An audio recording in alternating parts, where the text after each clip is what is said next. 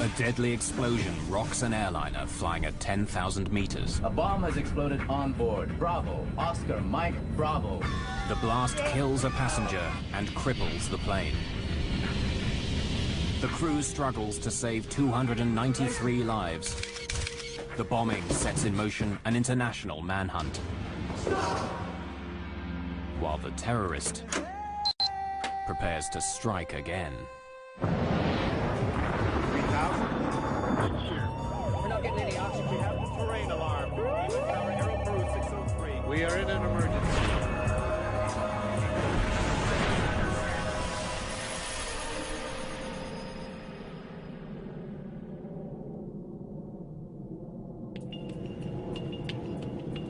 On December the 11th, 1994, Philippine Airlines Flight 434 is 2 hours into the second leg of a routine flight from Manila to Tokyo. An unsuspecting passenger is sitting on a ticking bomb. The explosion on board cripples the flight control system. Unless the pilot can regain control, the jumbo jet may crash into the Pacific Ocean.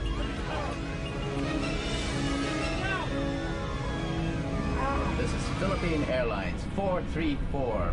A bomb has exploded on board. Bravo, Oscar, Mike, Bravo. The bombing is a frightening new development by a terrorist on the cutting edge of science. The way that the timing device was hidden inside the Casio watch just made the whole thing very concealable and very worrisome. But this is more than the hunt for a terrorist bomber. This is a story of how investigators make a shocking discovery. The explosion on PAL 434 is only a test for an attack on American carriers, an attack that would dwarf every other terrorist atrocity at the time.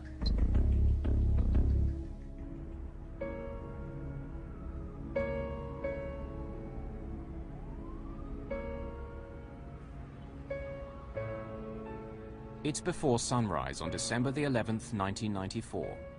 While most inhabitants of this city of 1.5 million have a few more hours to sleep, 26-year-old Amaldo Forlani makes an early start.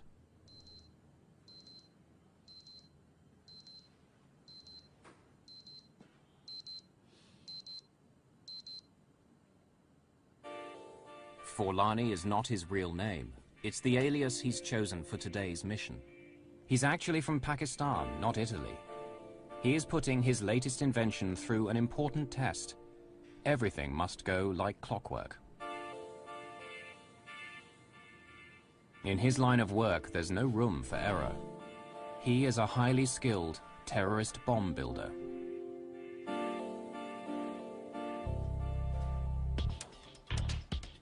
He packs the liquid explosive bomb very carefully.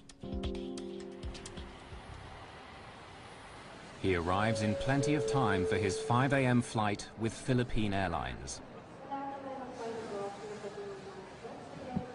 Before he can board, the bomber must outwit airport security screening procedures.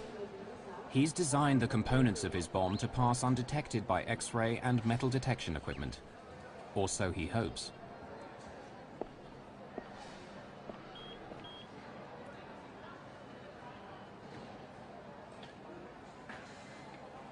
He bought the ticket as Amaldo Forlani. He's a skilled forger, and he has made himself a fake Italian passport with that identity. If his cover is blown, his career as a globe-trotting terrorist is over.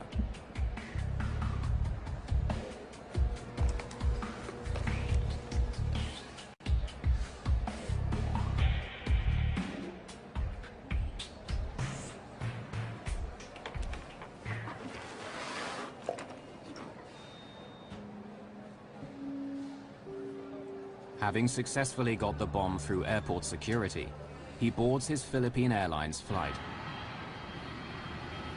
The final destination of PAL 434 is Tokyo, but there's a stopover in the Philippine resort town of Cebu, over 550 kilometers to the south of Manila.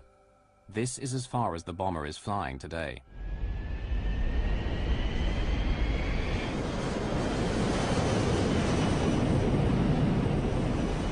That's 10,000 feet, and weather's still looking clear. Thanks, Dex. I'm engaging autopilot.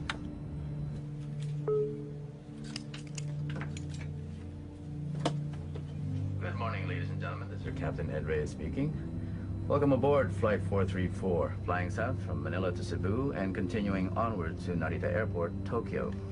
Flight 434 is under the command of Captain Ed Reyes, a former Air Force pilot who's been flying for Philippine Airlines for 9 years. And our estimated arrival time is now 5:45. The weather in Cebu is... The first leg of the flight is fairly empty. Passengers are scattered around the jumbo jet's 400 seats. After takeoff, the bomber is able to move. He chooses seat 26K, located directly over the center fuel tank in some 747s.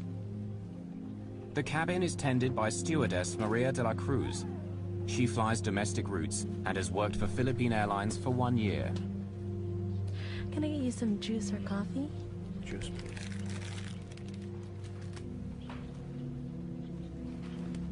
Now the bomber must find a vacant lavatory to assemble the explosive device. Arming the bomb only takes minutes, but requires total concentration.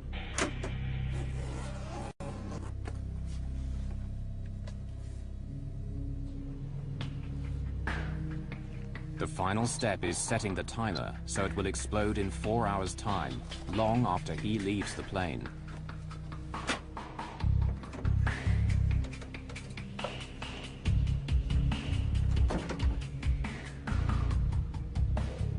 He hides the bomb in the life jacket pocket underneath his seat.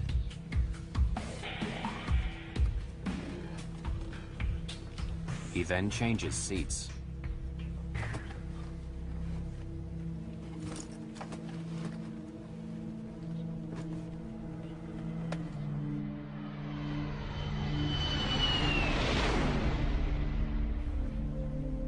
When she returns, Maria de la Cruz notices that the roving passenger has moved seats again. She will remember that he left his breakfast untouched, and that the rest of the flight passed uneventfully.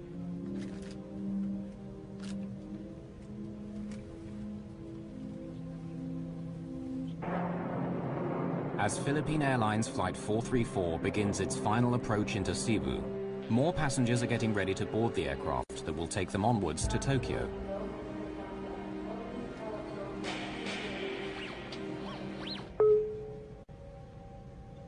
Cabin crew, prepare for landing. Cabin doors to automatic.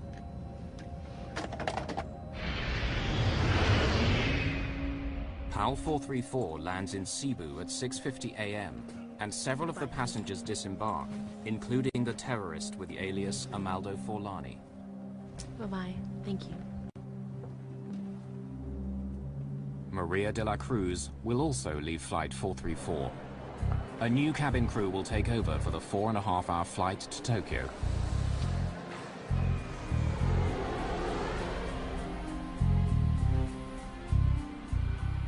"256 new passengers board the 747 that arrived from Manila. Many of the passengers in this cabin are Japanese. Among them is 24-year-old engineer Haruki Ikegami. He's looking forward to getting home to Tokyo after his first trip overseas.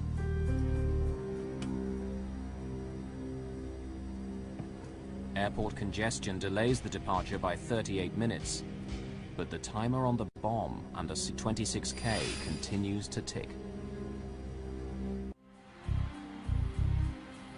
8:30 a.m., December the 11th, 1994.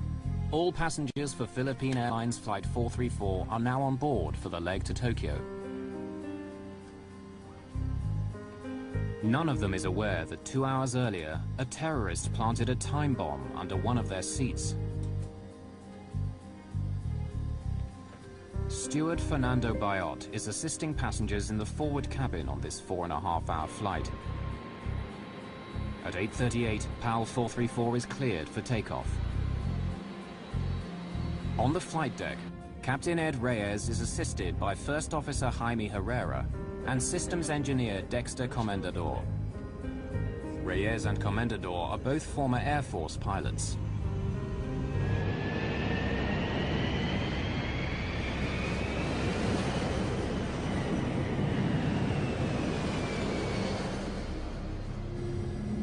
Haruki Ikegami is seated in 26K, the seat occupied by the bomber earlier on the first leg of Flight 434 from Manila to Cebu. Several passengers in this cabin are co-workers, traveling with a Japanese tour group, including Keisuke Aoki and Masaharu Mochizuki. After takeoff, everything seemed normal. We were flying at 10,000 meters. I was reading a magazine, then the meal was served. After eating, I went to sleep. 31-year-old Yukihiko Usui stayed up all night on the last day of his trip, and he's ready to nap after breakfast. He's sitting in row 27, one row behind the seat vacated by the bomber 4 hours earlier. Ladies and gentlemen, this is your captain speaking. It's a beautiful day in Tokyo, sunny and 26 degrees. I expect we'll be landing at Narita Airport in 2 hours' time. 2 hours into the flight, PAL 434 is cruising on autopilot 10,000 meters above Minami Daito Island, southern Japan. To ease the pilot's workload, the autopilot remains on throughout the flight, keeping the aircraft on a constant heading at altitude.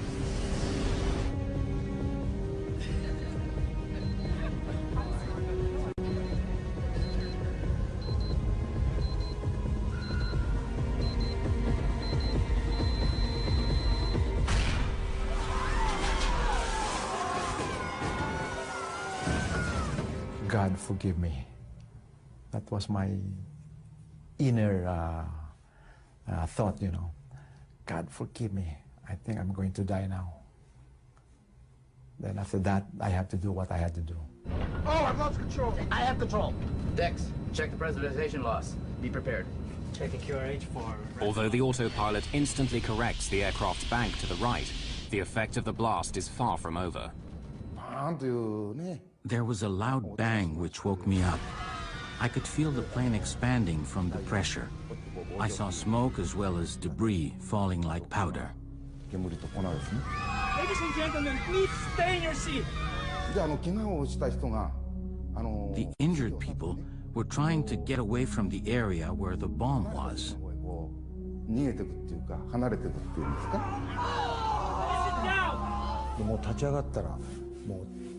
I stood up and saw that a lot of people were bleeding. I thought my life was over. Stay in your seat, please. The cabin crew's first priority is to stop passengers leaving their seats. Yukihiko Usui is sitting in the row directly behind the explosion. Both his legs are badly wounded. Steward Fernando Bayot moves him away from the blast site.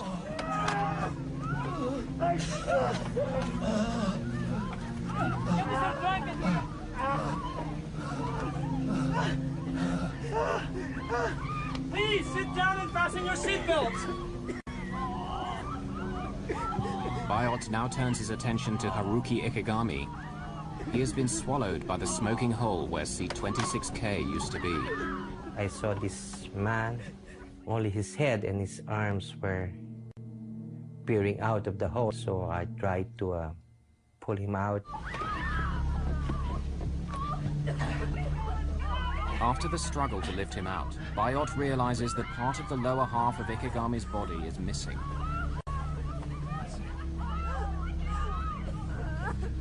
Within a couple of minutes, he dies. The cabin crew do not want Ikegami's death to panic passengers, so they pretend to minister to him. Bayot then reports to the captain. Oh, Captain. Okay. Keep the passengers calm. Make sure they stay in their seats. There's been an explosion in row 26. One dead and several injured, and the cabin's full of smoke. There's a hole in the floor. Go inspect the damage, Dex. Yes, sir.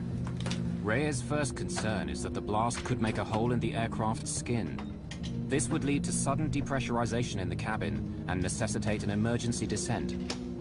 There was a huge gaping hole beside her, and if a small tear in the skin of the aircraft was, if there were a hole there, it most probably would open up and then pull us out of the aircraft. When I saw that there was no damage to the outer skin. I went up and reported to the captain while we assumed that the pressurization system would hold. Immediately after the explosion, the co-pilot's steering wheel slams to the right, and the aircraft banks in the same direction. The autopilot immediately corrects the deviation, but soon Reyes discovers that the autopilot steering system is another victim of the blast. Then I said, okay, I'm going to try to turn the airplane using the autopilot, but there was no reaction, whether I tried it to make it go down or up, or left and right turns, no reaction. I said, now we have a problem. This is not Reyes' only problem. In the cabin, one of the injured passengers needs urgent medical attention. Tokyo is still 2.5 hours away, and Reyes decides to try and land at Naha Airport on the island of Okinawa, located 74 kilometers to the west. He orders the co-pilot to make a mayday call. Yes, sir. Naha, PAL 434, heavy declaring emergency. Explosion on board. We have casualties. Requesting emergency landing at Naha. We will need full emergency services on landing. PAL 434, Naha, please repeat. Say again. Naha, PAL 434, heavy declaring emergency. Explosion on board. We have casualties. Request emergency landing at Naha. We will need full emergency Getting the Japanese air traffic controller to understand the emergency proves to be difficult. Naha, Naha, Naha. This is Philippine Airlines 434, flight level 330. A bomb has exploded on board. Bravo, Oscar, Mike, Bravo. Bomb explosion. Request emergency landing at Naha. And there was silence. Then the controller came in, another controller, an American. Okay, Philippine 434, I'm taking over. The American air traffic controller is from an American base on Okinawa. Turn left, heading. No, I shot back. We cannot turn at this moment yet. We will tell you when we are starting to turn towards Naha. We have problems with our flight controls. Ladies and gentlemen, this is your captain speaking. We will be making an early landing at Naha Airport in Okinawa. We'll be landing as soon as possible, so please remain in your seat with your seatbelt fastened. But landing at Naha is easier said than done. The autopilot is not responding to any of Reyes' commands, and PAL 434 is heading straight past Okinawa. Reyes must find a way to steer if he is to have any chance of landing safely. But disengaging the autopilot might result in losing what minimal control he still has over the aircraft. Okay. Let's keep the seatbelt sign on. When we disengage the autopilot, we might lose control, so be ready. Since the autopilot won't react to any inputs that I make, I was scared if I disengage the autopilot, the aircraft might make a sudden bang to the right that we might not be able to control. At the count of 3, I'll disengage. 1, 2, 3.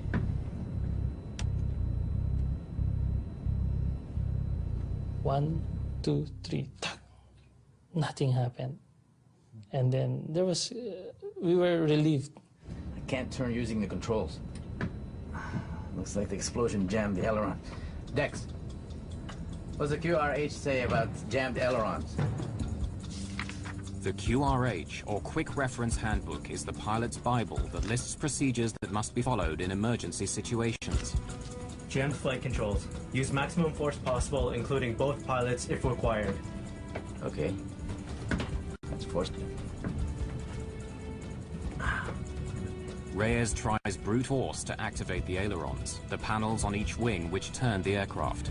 Since the explosion, he can only fly straight. Not getting anything from the ailerons. Can't get off this heading. Okay. Re-engage the autopilot while I work out our options. It's taking much longer to land than was announced. We were told it would only be 20 minutes, but it was really 1 hour before we landed. It was very frightening. Although they survived the bombing, passengers are now getting anxious about landing safely at Naha Airport. Since there was so much time before landing, I started writing a will. I wrote the will to my son, telling him to be strong. As PAL 434 looks like missing Naha Airport, Reyes comes up with another plan. We gotta turn. We'll have to use differential power. Disengage auto throttle. Pull back 3 and 4. Captain Reyes increases thrust to the engines on the left-hand side of the plane and reduces power to the engines on the right. Very slowly, the aircraft starts to circle right. He then lowers his speed to make a smaller radius turn. With guidance from air traffic control, Reyes hopes that the maneuver will eventually line up with the runway at Naha.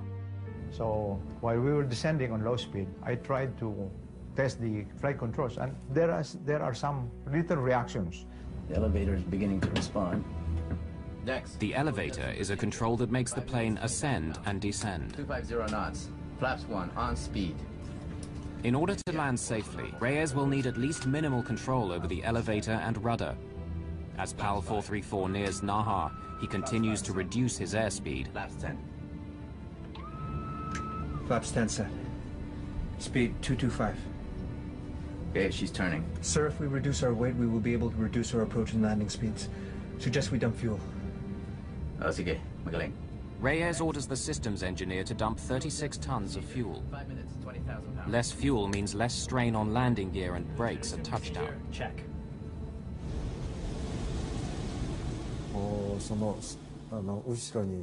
I was terrified when I saw the smoke trail behind each wing. I thought something must be burning and there would be another explosion. As the time to touchdown gets closer, Reyes worries that the bomb may have done more as yet unknown damage to the aircraft. I'm not certain our landing gear will hold up. Strap yourself in. I'll grease the purser. So he talked to the head of the cabin crew and he said, we're not sure if the gears will go down. And in case the gears collapse while landing, be ready to evacuate. It's either you make it or you die. That's because you cannot do anything anymore. Runway in sight. With only minimal control over the aircraft, Reyes faces the most challenging landing of his career.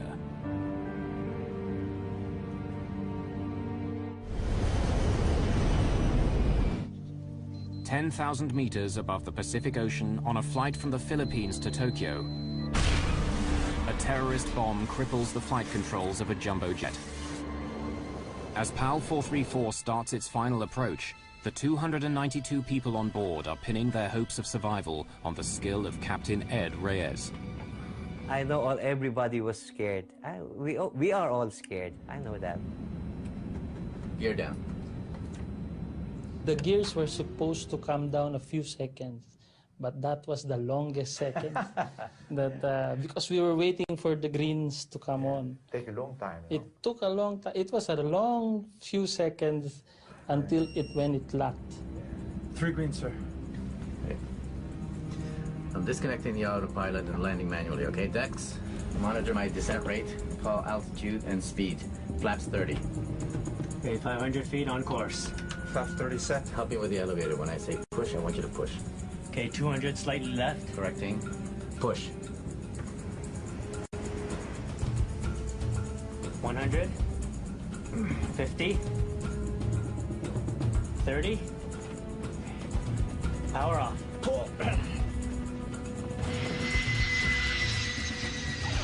Your last command was pull. Yeah, my last command was pull.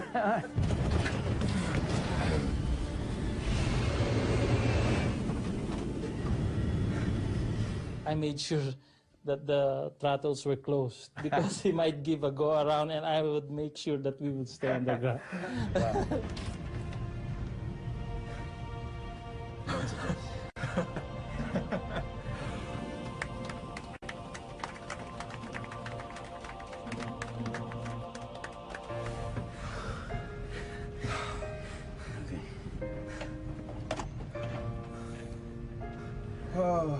Ladies and gentlemen, this is the captain speaking. We'd like to thank you for your cooperation and your patience. Emergency crews are on their way. We'll try and get you out of here as soon as possible. Thank you.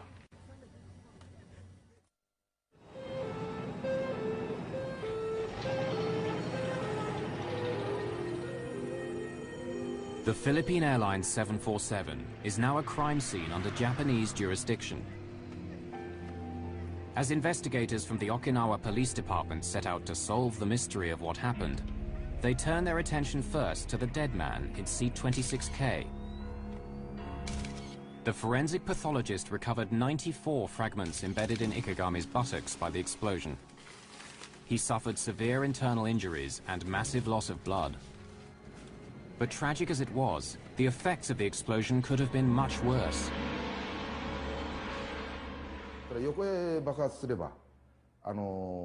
If the explosion had been sideways, it would have blown a hole in the plane and caused an air pressure problem.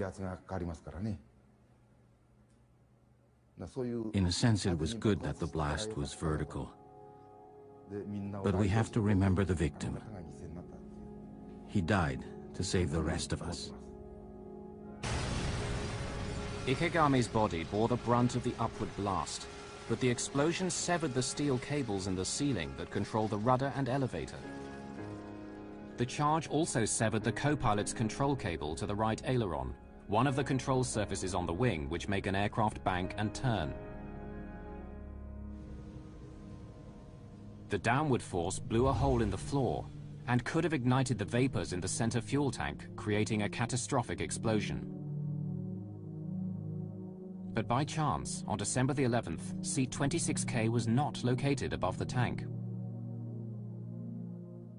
Fortunately for us, we took a different version, the SAS version of the 747 that day, and that specific seat for that version was 2 seats forward of the center tank. The Okinawa forensic investigators immediately start work collecting evidence from the bomb site. They begin with the largest fragments of debris and then systematically work down until the smallest particles are retrieved by vacuum cleaner. Japanese investigators cannot identify the bomb's detonator. But by separating out bits of metal, plastic, and electrical wire that do not belong to the plane, components of the bomb are pieced together.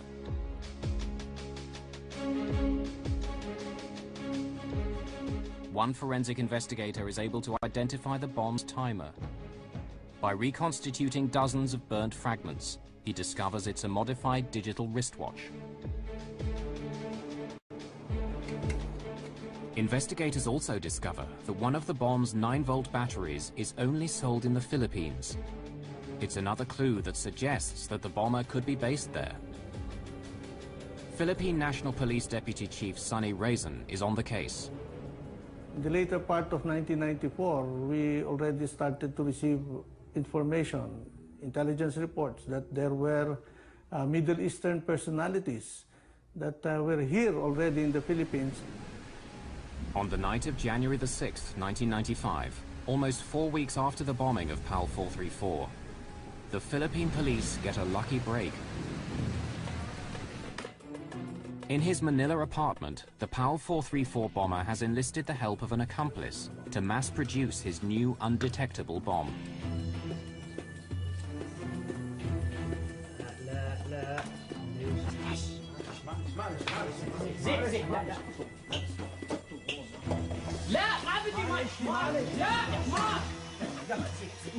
An attempt to burn off chemicals gets out of hand. Acrid-smelling smoke spills out of the apartment. It attracts the attention of the doorman, who comes to investigate. What's going on? Sorry. We're playing with some fireworks, but it's okay. We put them out, and we have all the windows open inside, and we keep the door closed. It'll be fine, okay? You all open the door. No, if we open the door, the smoke comes in the hallway. We keep it closed to go out the window, okay? Come on. It's okay. It's okay. Until the smoke dissipates, the bombers decide to wait outside the apartment. The doorman isn't convinced by their playing with fireworks story, and he calls the fire department and the police.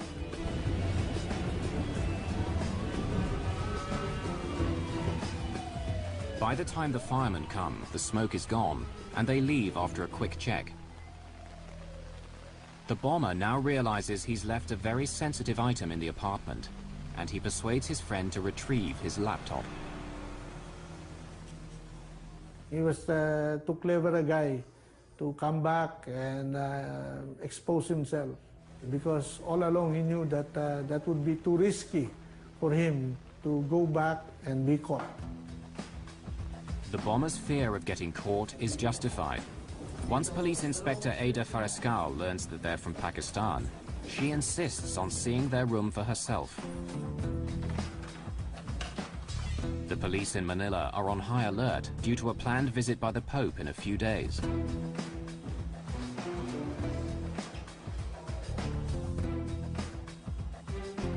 What Inspector Fariscal finds confirms her worst fears about the intentions of the tenants.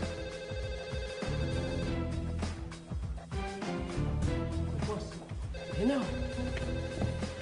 You, stop!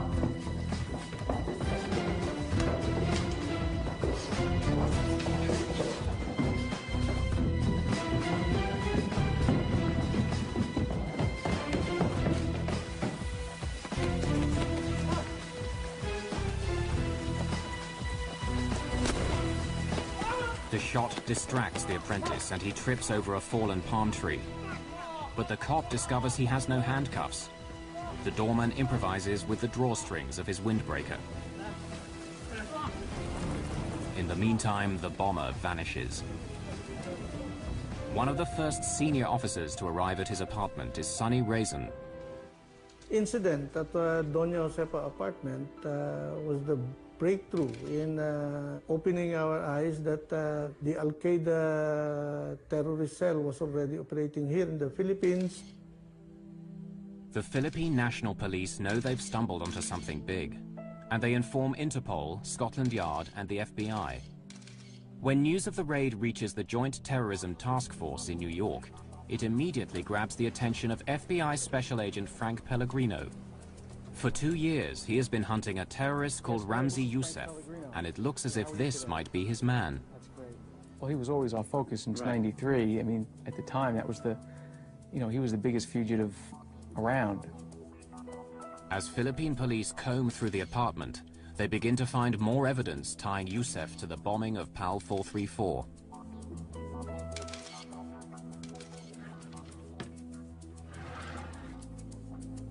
There was a similarity between the watches that were found in the apartment and the type of watch that was used in Okinawa. Putting together that watch, that was the watch that was on the bomb, on that flight 434, and identifying those pieces eventually as a Casio watch, it was amazing. Youssef is a skilled forger. Investigators find several identification cards bearing various names, and photos in each of which he looks quite different. One ID card is of particular interest. So, almost as a dig to us, the ID card used the first World Trade Center bombing date as the date that the card was issued. So we knew right away it was Youssef that had been in the apartment. They knew chemicals. The chemical dictionary was a very well-used item, underlined, highlighted, well-read, notations throughout the book, something that he used quite often. And I don't remember the exact number. I think there might have been 100 latent prints found on that belonged to him. They knew electronics. The way that the timing device was hidden inside the Casio watch just made the whole thing very concealable and very worrisome. The identification of the bomber of PAL 434 and the discovery of his bomb factory is very disturbing news for those responsible for airline passenger safety. Ramzi Youssef is an international terrorist who knows how to get his bombs past airport security. Bombs that are small, but if strategically located, can blow up a jumbo jet and kill not just one, but hundreds of people. And the bomber of PAL 434 is still on the loose.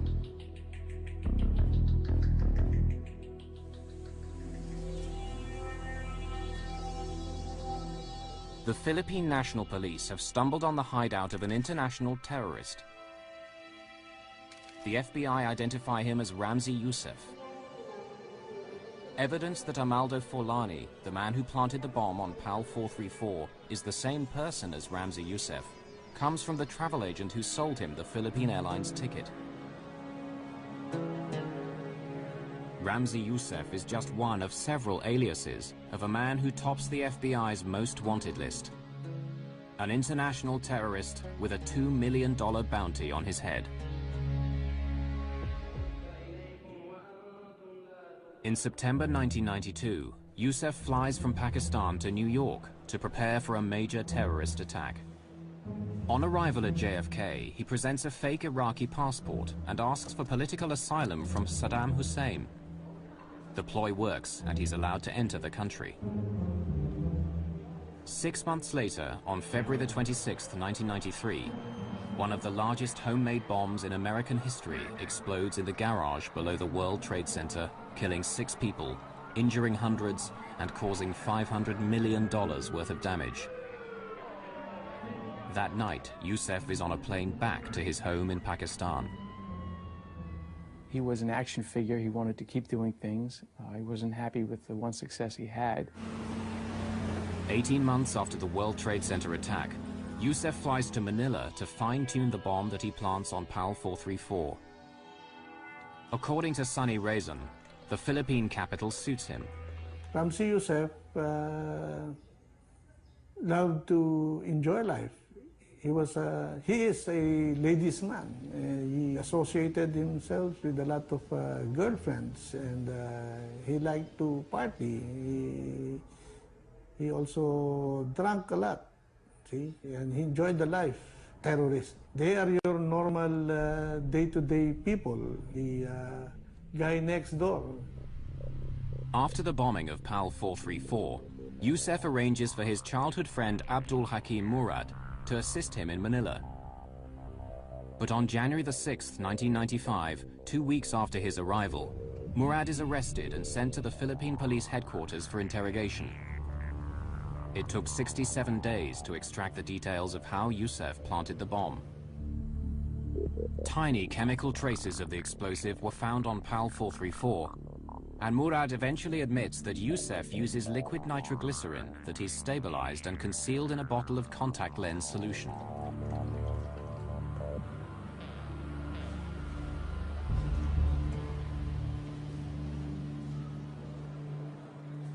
Murad also reveals that Youssef hid the bomb's potentially suspicious components in the heel of his shoes. Most airport security systems only detect metal above the ankles. I bet you he was cool as could be. He was somewhat cavalier in his attitude towards these explosives and chemicals. To carry a container of nitroglycerin on an airplane, you know, it'd be a little nuts. Murad's confession provides details of Youssef's actions after he successfully got the bomb components past airport security. Can I get you some juice or coffee? Juice, please.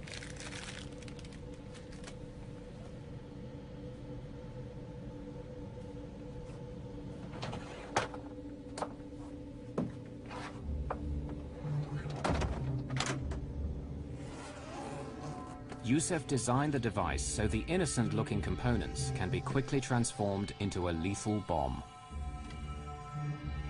Youssef has modified a digital wristwatch as the bomb's timer. This is wired to a detonator inside the bottle of nitroglycerin. Two 9-volt batteries provide an additional electric charge to the exposed filament of a light bulb that will spark the explosion.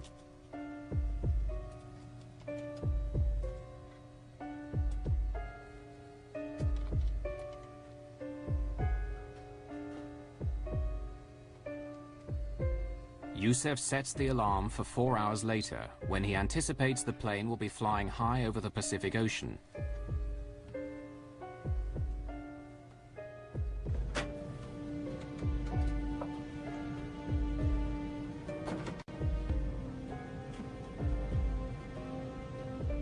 Youssef plants the bomb in a life vest pouch under his seat, a place ground crews are unlikely to inspect during the stopover in Cebu.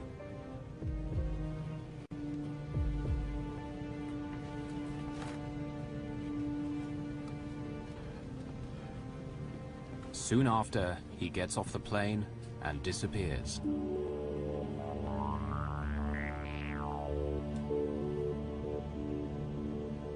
Four hours later, the time bomb under C-26K awakes the airline industry to a new kind of terrorism.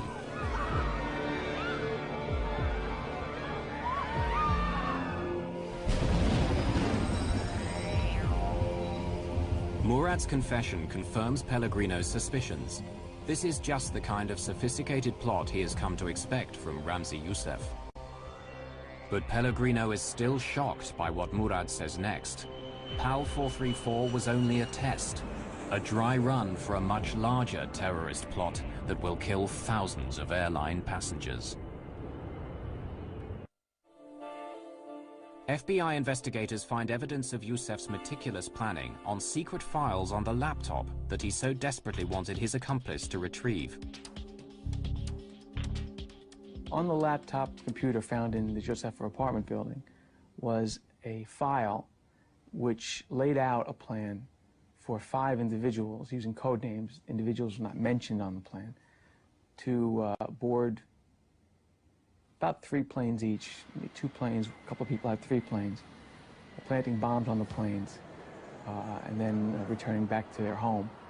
Hoping when they planted the bombs and with the timing devices, if everything went well, all bombs would go off within about a 6-hour time period. Any more than one would have been an airline disaster.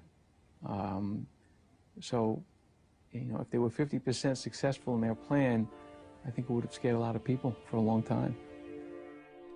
The file on Youssef's laptop reveals that the plan, codenamed Bojinka, is foiled with no time to spare.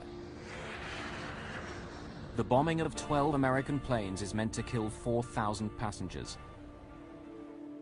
Youssef's campaign of terror against the airlines is scheduled to start less than 2 weeks after the bust of his bomb factory in Manila. By the time Pellegrino and the FBI team arrive in the Philippines, Youssef is long gone. So it was a worry and it was a missed opportunity. But we also, on a lot of these fugitive type cases, you know, we're all not that different and everybody goes home. Everybody needs to go home. And so the investigation again would focus back to Pakistan. The FBI immediately begin a publicity campaign in Pakistan, promoting their $2 million reward for assistance in arresting Youssef. The strategy works. Youssef's latest recruit for yet another airline bombing blows the whistle. On the day Youssef is due to leave his hotel in Islamabad, a Pakistani SWAT team moves in.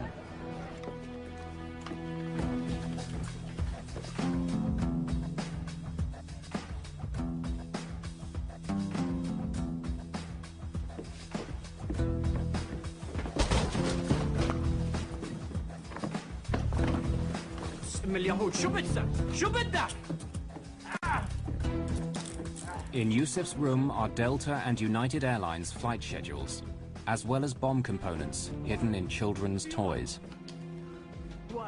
In a convoy of federal and local patrol cars, Ramzi Ahmed Youssef was brought into New York City late Wednesday night, ending a worldwide manhunt.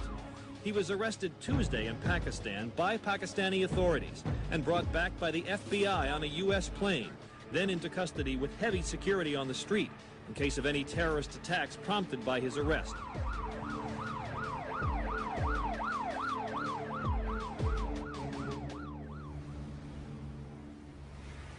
At his trial a year later in New York's Southern District Court, Youssef decides to handle his own defense against the advice of the judge.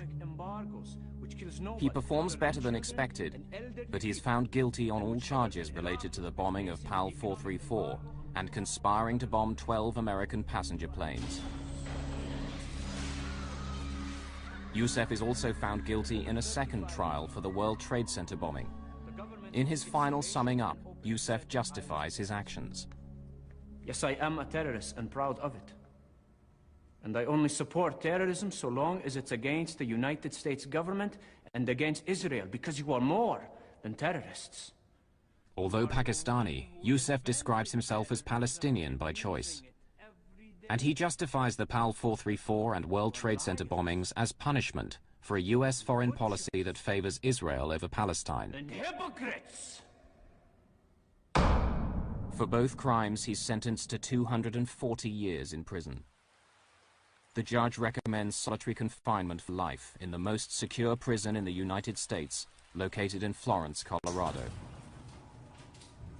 It houses the country's most violent and dangerous prisoners, and it's where Youssef will spend the rest of his life, confined in a cell for up to 23 out of every 24 hours. We cannot afford to just sit down and count our victories with the arrest of Ramzi Youssef. Somebody else has already replaced him, and somebody else is already thinking of how to circumvent these security measures that we've put up. In the year following Youssef's attack on PAL 434, the Federal Aviation Administration certified a machine to detect explosives. Not one American carrier bought it. Only after 9/11 was a law passed that required U.S. airports to deploy explosive detection systems.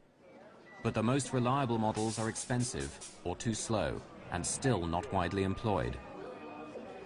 Well, it was the old saying that we have to be right 100% of the time. Terrorist only has to be right once. A deadly explosion rocks an airliner flying at 10,000 meters. A bomb has exploded on board. Bravo. Oscar Mike Bravo. The blast kills a passenger and cripples the plane. The crew struggles to save 293 lives. The bombing sets in motion an international manhunt, while the terrorist prepares to strike again. We're not getting any oxygen. We have the terrain alarm. Airlines 603. We are in an emergency.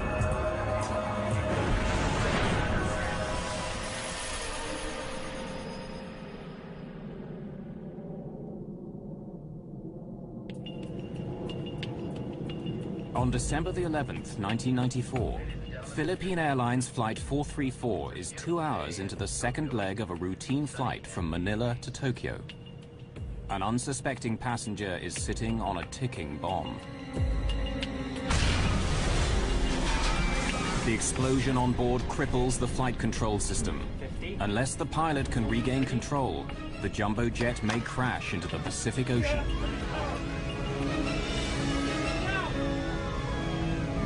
This is Philippine Airlines 434. A bomb has exploded on board. Bravo. Oscar Mike Bravo. The bombing is a frightening new development by a terrorist on the cutting edge of science. The way that the timing device was hidden inside the Casio watch just made the whole thing very concealable and very worrisome. But this is more than the hunt for a terrorist bomber. This is a story of how investigators make a shocking discovery. The explosion on PAL 434 is only a test for an attack on American carriers, an attack that would dwarf every other terrorist atrocity at the time.